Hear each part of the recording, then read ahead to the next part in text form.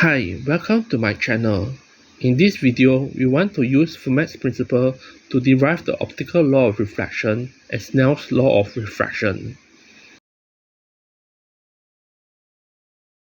Fermat's principle in optics says that light traveling between two given points follows the path in which the time of transit t is stationary.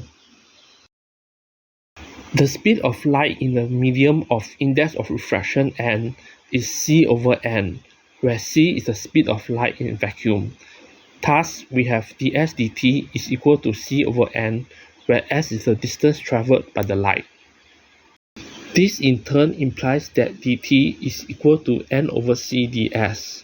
Thus, we can rewrite t as the integral of n with respect to s.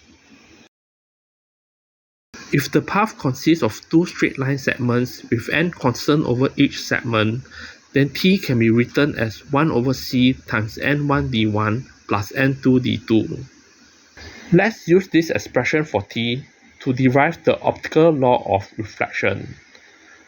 Let light go from point A, whose coordinates is given by x1, y1, to point B, whose coordinates is given by x2, y2, via an arbitrary point P on a mirror along the x-axis. For this case, the two indices of refraction are the same, hence t is proportional to the sum of the length of the two line segments.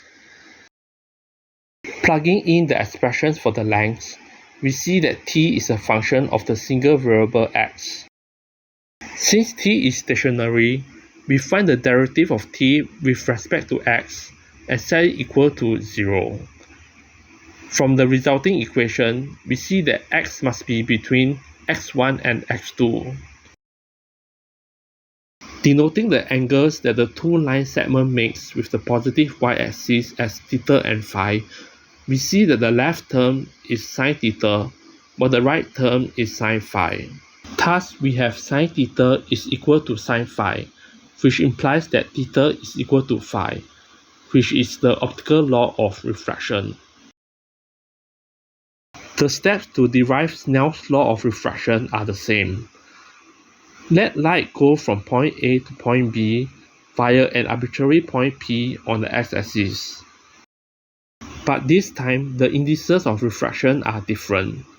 Plugging in the expressions for the lengths, we find the derivative of t with respect to x and set it equal to 0.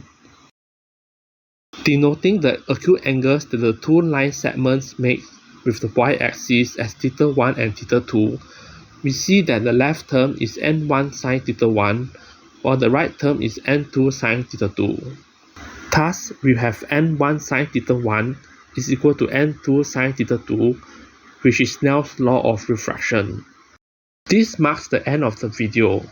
Thanks for watching and see you all next time.